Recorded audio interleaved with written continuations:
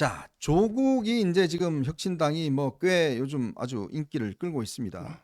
자, 끌고 있는데 사실 이제 뭐 조국에 대한 전문가가 이제 이준우 기획위원이라고 있어요. 여의도 연구원에. 이 이준우 기획위원이 이제 전망한 바에 따르면 조국은 4번을 갈 것이다. 비례대표. 그러니까 왜냐하면 조국은 그동안 자기가 관찰해 보니까 절대 모험을 하지 않는다. 4번을 가서 당선 안정권에 들어간다. 근데 4번에 가면 이게 이제 날아갈 수가 있잖아요. 그 국회가. 그러면 5번을 여성을 하지 않습니까? 조민희를 줄 거다. 그래서 자신을 이 계승하도록 만들 거다. 이렇게 지금 전망을 하고 있습니다. 뭐 조국이면 저는 충분히 할 것 같은데. 2번은요? 네? 2번은 뭐 다른 사람 줘야겠죠. 황운하를 주든지 누굴 주든지. 왜냐하면 황운하가 지금 와서 의석이 한석이 되는 바람에 황운하가 지금 그거 요구하고 있는 거 아닙니까? 황운하 2번, 뭐 신장식이도 마찬가지고, 뭐 그런 식으로 이제 배치를 한다는 거 아니겠습니까? 그러니까 그렇게 되면 그런 이제 전망하는데 우리 서 변호사님 어떻게 보세요? 비례 순서. 비례 순서. 저는 이제 그 박은정이를 검사를 영입했고요. 박은정은 이제 그 성남지청장 할 때 네, FC 사건 무마도 하고요. 맞습니다. 그다음에 그 감찰 담당관 추미애 밑에서 윤석열 대통령 이제 감찰을 실무 책임진 네, 임은정과 박은정이 있거든요. 임은정과 박은정. 그 박은정이 임은정은 이제 완전히 뭐 진짜 문제가 많고 네. 박은정도 이게 남편도 검사 네, 서부지검장의 이종근입니다. 이종근이죠. 예. 예, 아마 이분 영입했고 그리고 이제 그 문미옥이라고 있어요. 문미호. 과학기술 보좌관. 네, 근데 이분이 우리 그 탈원전 할 때 네. 경제성 조작에 연루돼 있거든요. 핵심 주범 아니겠습니까? 근데 과학기술 보좌관이면 장관급입니다. 네. 제가 보기에 문미옥 1번, 음, 조국 2번, 조국 2번, 그다음에 박은정 3번, 3번, 황운하 4번, 황운하 4번, 신장식에는 6번을 밀리지 않을까. 신장식 6번. 저는 이렇게 그 보는데 음. 왜 그러냐면 이게 그 조국이가 가장 확실하게 저는 배치 달아야 되거든요. 네네. 아마 조국 이렇게 생각해. 내가 이게 배치 달면 대법원 판결을 좀 늦춰줄까? 늦춰주거나 아마 파기환송 뭐 그렇죠. 그거 기대하는 거죠, 그렇죠? 그렇죠. 근데 현실적으로 이제 파기환송은 제가 보기 어렵다 봐요. 파기환송 왜냐하면 이게 법률심이기 때문에 네. 아니 뭐 파기해가 새로 심리할 게 없거든요. 그러면 이게 좀 늦춰줄 수는 있죠. 그러니까 아마 기대하고 확실하게 배치를 달아야 되겠다 이런 생각이 들 거고 황운하 입장에서는 야 나는 이게 조국이는 2심인데 나는 아직 1심밖에 안 돼서 나는 이게 뭐 2, 3년은 그때네 왜 조국이는 2심을 2년 받았고 그렇죠. 황운하는 게 1심에서 3년을 받았잖아요. 그러니까 이제 뭐 황운하도 저는 들어온 게 아닌가. 왜 한 명 현역이 들어오니까요. 네. 옛날에 저 우리 공화당에 법률 고문할 때 조원진 대표 있잖아. 네. 원내 정당과 원외 정당은 격이 틀립니다. 그 자유통일당도 보니까 황보승이가 입당했다면서요? 한국에서 그렇죠. 아, 참. 뭐 보조금도 게 틀리고 대우가 틀리고 순번도 틀리고 그렇겠네요. 많은 게 틀리더라고요. 그런데 그 황운하는 아마 안정권에 주의될 것 같아요. 그 용이군요. 그러니까 배지를 달고 온다는 용으로. 그렇죠. 배지 값으로. 황운하하고 이제 조국이 둘 다 실형받은 사람들이 2, 4번 하고 그다음에 정과 4번 신장식이가 6번 하고 그 당에 제가 공개 질의했잖아요. 자, 그 당의 인재 중에 정과가 없거나 인재. 재판을 안 받고 있거나 네. 그다음에 하다못해 수사를 안 받고 있는 사람이 한 명이라도 있냐? 이름을 밝혀봐라. 내가 설명해 줄게. 정과가 없거나 재판을 안 받거나 수사를 안 받는 한 명도 없는 이런 게 범죄 집단이 조국당이다. 이런 보면 돼요. 그 당은 아마 뭐 당 강령에 그런 거 넣을 것 같아요. 반드시 입당하기 위해서는 뭐라도 하나 있어야 된다라는 거. 특히 문미호 저 보장 같은 경우는 이 당시에 이제 월성원전 내려가서 그 뭐 철근 조금 나왔는 그 사진 찍어갖고 이제 대통령한테 보고해서 월성원전 그때 없애는데 결정적 역할을 한 겁니다. 그 뒤에도 이 탈원전 문제와 관련해서 아주 핵심적인 이제 역할을 한 사람으로 알려지고 있어요. 자, 그런 사람을 이제 영입을 한 겁니다. 이게 저는 이 조국당의 지금 지지도가 보니까 20대는 빵프로가 나와요. 빵프로. 한 명도 20대들은 조국 정당을 지지하지 않는 걸로 나와요. 야, 이걸 보면 이제 20대들이 이 조국에 가지고 있는 이 감정이 여전히 아직 살아있다. 진짜 저 불공정 30대는 조금 있더라고요. 핵심이 40대, 50대 요 이제 두 층인데 결국 요게 보면 이제 이 민주당 전체 지지층들 중에서 그 중에서 친문 그러니까 이 저 문재인이 내려가서 무슨 뭐 저 책방에 가서 무슨 뭐 DK 눈물인가 나발인가 그것도 하기도 하고 뭐 등등 하면서 친문 중에서 아이씨 그래도 이재명 저거는 좀 내가 싫어. 라는 사람들이 그쪽으로 좀 옮겨간 거 아닌가. 이제 그렇게 보거든요. 그러니까 저는 처음부터요. 네. 상당히 조국이가 이제 어느 정도 선전할 거라 이렇게 봤어요. 네. 왜 그러냐면 이제 그 팬덤이 좀 있어야 돼, 정치인은. 그렇죠. 저는 뭐 조국은 저의 주적이지만 이제 그 조국이가 잘한 걸 있다면 아, 잘한 것도 있습니까? 3명을 잡은 거예요. 조국에는 이게 결국 3명을 잡은 거예요. 아, 3명을. 제일 이제 큰 게 바로 이제 이재명을 잡는 거예요. 이재명을 잡는 거다. 저는 그래 봐요. 예를 들어 이제 조국당이 비례가요. 네. 거의 민주당 비슷하게 놉니다. 그렇죠. 자, 그러면 이게 그 피해는 누가 봅니까? 이재명이가 보는 거예요. 이재명이가 결국 선거 끝나는 날 민주당이 몇 석에서 그럼 지역구에서 한 100석 했습니다. 근데 비례에서는 5석 또 왜 10명 떼주면 그렇죠. 그러면 이 선거 참패 책임은 이재명이 지는 거 아닙니까? 조국당이 얻은 걸 이재명이 얻은 걸로 카운트는 안 해줄 거 아니에요. 그렇죠. 그러면 일단 이게 이재명이 선거 참패도 할 수 있고 그다음에 좌파 진영의 대표 얼굴이 조국으로 바뀔 수가 있는 거예요. 그렇겠네. 지금 이제 그 사람들마다 조국이가 그래도 이재명보다는 잘생겼잖아. 그다음 서울대 너고 교수고 아니 이재명보다는 이재명은 차은우보다 잘생겼는데? 차은우보다 그건 안기령이 말도 안 되는 소리고 지금 제가 보기에 뭐 경력이나 뭐가요. 이재명보다는 이게 조국이가 좌파들한테 좀 어필하는 거예요. 네. 그리고 좌파들이 제가 만나봤더니 야 너 조국 왜 밀어? 이랬더니 딱 2단어로 이야기하더라고. 2단어로. 첫째는 이제 그 불쌍하다. 불쌍하다. 가족들이 뭐 저래 돼서 측은지심 있는 거군요. 그렇죠. 그 다음에 중요한 게 선명하다. 선명하다.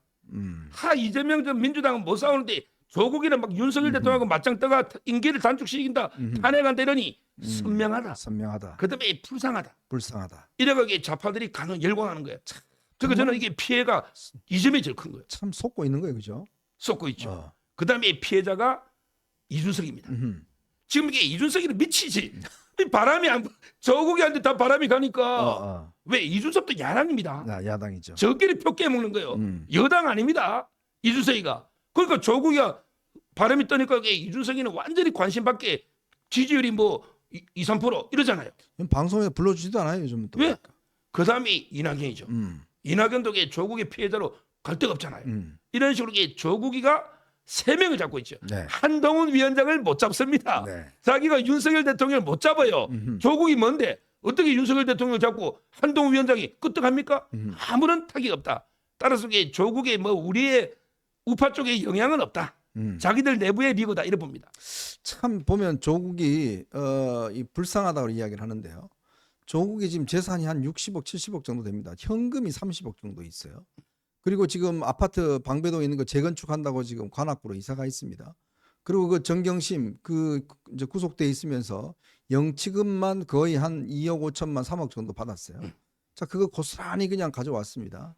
지금 조민이는요, 연일 지금 뭐 어디 가서 좋은 데 가서 뭐 먹고 사진 올리고 셀럽하고 또 연말에 또 의사하고 결혼한다는 거 아니겠습니까?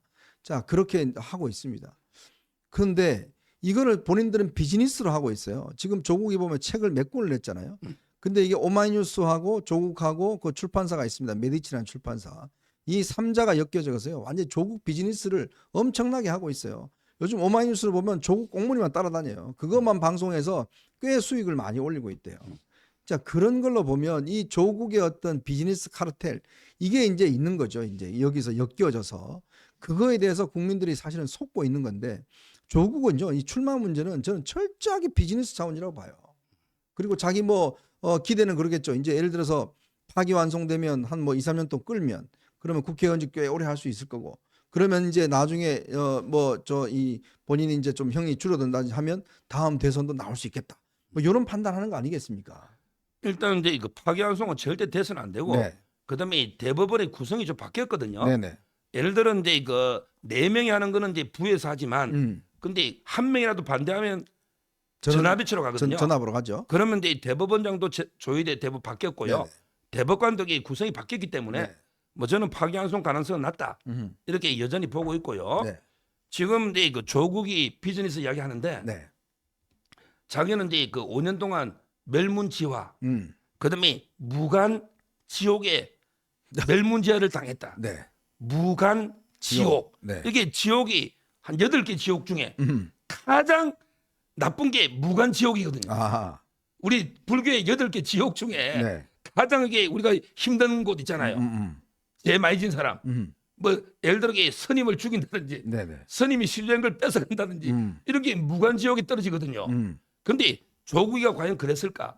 제가 경제적으로만 계산해 봤어요. 네. 조국이 평생 번 돈보다 몇십 배 더 벌었을 겁니다. 지금 뭐 그렇죠. 최근에. 자기가 평생 조국에 물려받은 거 영원입니다. 빚밖에 없어요. 운동하면 빚밖에 없잖아요. 맞아요. 전부 정경심이 재산이거든요. 네. 거기 처남하고 재산 분쟁이 붙어가 그 변호사 재판하고도 제가 알고 있어요. 아. 분쟁이 생겼어요. 오. 그 콩가루 집안입니다. 정경심 집안이. 근데 그 서울대 교수 해봤자 얼마 벌겠어요. 근데 조국이가 번 돈이 아마 이제 저는 책으로 인셈해도 그 10억은 넘을 거고. 그렇다고 그래요. 서울대 교수 해봤자 이게 얼마 됩니까? 그다음에 정경심이도 아까 말한 것처럼 2억 한 5천 2년 이런 데 영치금이 있고 특히 조민이가 번 수익은 뭐 이런 계산이 안 되잖아요. 뭐 개사료 뭐 기본 광고부터 이게 구독자가 고양이 사료. 그러니까 제 말은 조국이는 무간 지옥이 아니고 완전히 극락에서 돈 평생 그보다 더 많이 버는 이런 호화 생활을 한 자죠. 아니, 자기가 무슨 이게 무간 지옥이 있으냐 말이야. 조민 그 저 인스타그램만 보셔도 그게 무한 지옥인지 아마 아실 겁니다.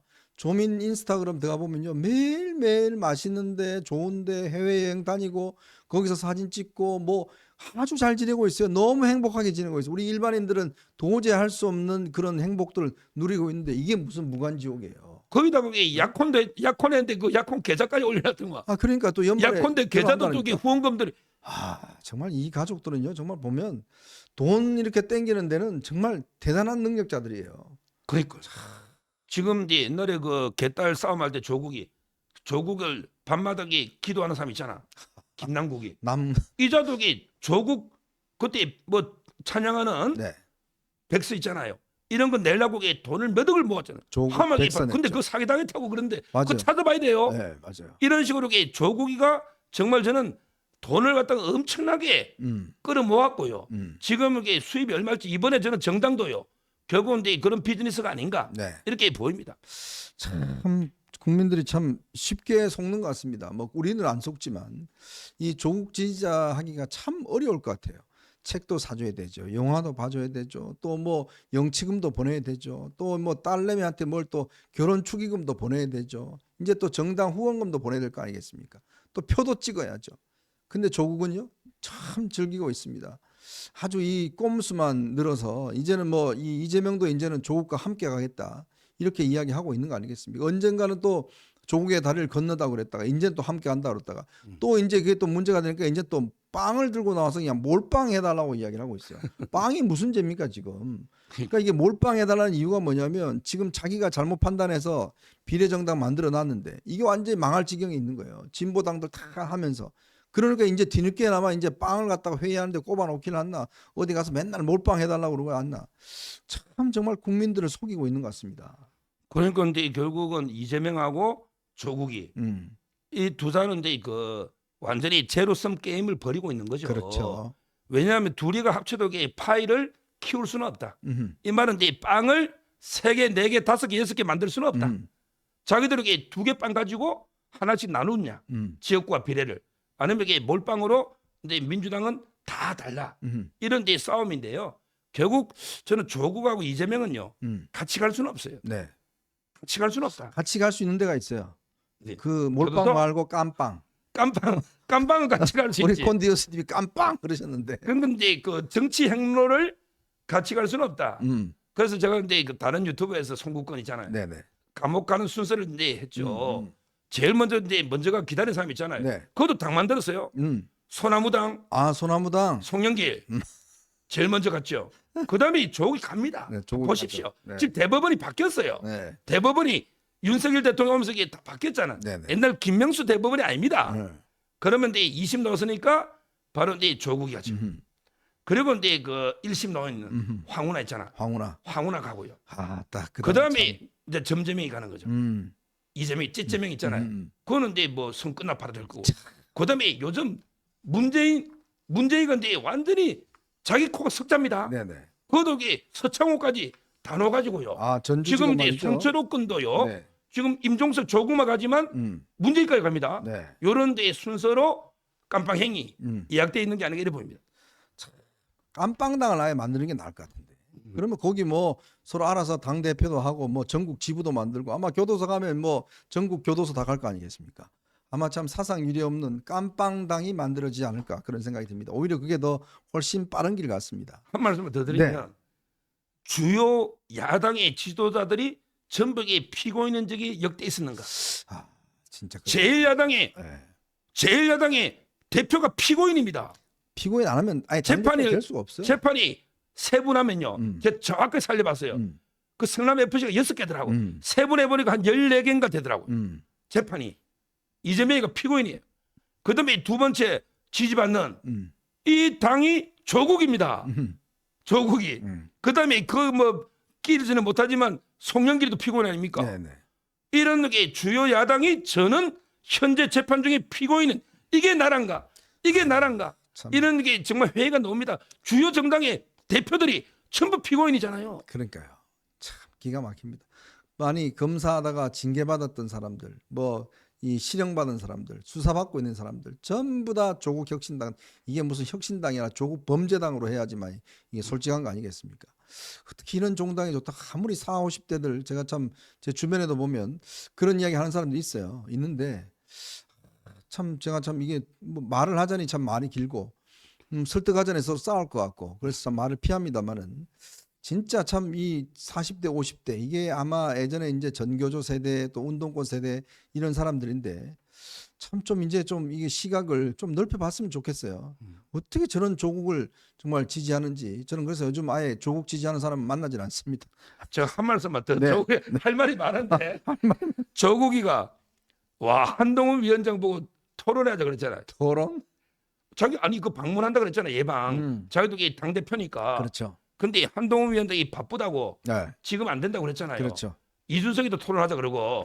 근데 제가 그때 조국이가 보니까 한동훈 위원장 만나면 그 무슨 말 하려고 했냐? 네. 한동훈 위원장 딸 있잖아요. 네. 딸이 뭐 11개를 다 무혐의를 했는데 왜 당신 딸은 무혐의하고 아, 우리 딸만 죽이냐? 이거 따질라 했다고 하는 거예요.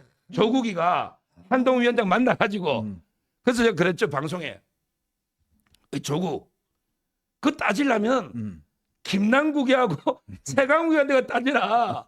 의혹이 야 김남국이 그랬잖아. 이모가 논문 써주면 그건 불법이지. 그렇지. 근데 이모가 아니고 이모 교수잖아. 3M하고도 다. 그다음에 최강욱이한테 가라. 한 땡땡 되니까 한국 3M이잖아요. 이걸 한동훈 딸이 컴퓨터 노트북을 25대를 기증했다는 게 보유군에. 그렇죠. 이런 게 11개니까 말도 안 되게 각하되는 거 아닙니까? 아니 그걸 최강욱이나 김남국이한테가 따져야지. 왜 한동훈 위원장 만나려고 그래? 이렇게 조국이를 갔는데 정말 한 위원장이 와 정치요. 네. 저 이렇게 잘하는 거 몰랐어요. 한동훈 위원장이 딱 한 놈만 패더라고. 이재명만 패. 그렇지. 이재명만. 그다음에 철저하게 이준석이 무시해버리고 무시하죠. 조국도 무시해버리잖아. 자, 하여튼 이준석이 철저하게 계속 거기 저 한 놈만 패는 거야. 싸움 걸어요. 뭐 네. 어쩌고저 하는 거는데 이 뭐 거의 뭐 언급도 하지도 않고 아주 잘하는 겁니다. 그냥. 아주 네. 전략적으로 이재명만이 공개하는 거는 상당히 잘하고 있다. 네. 이래 보입니다. 아, 참 조국 이야기 하면 할수록 참 예. 속에서 부글부글 끓습니다.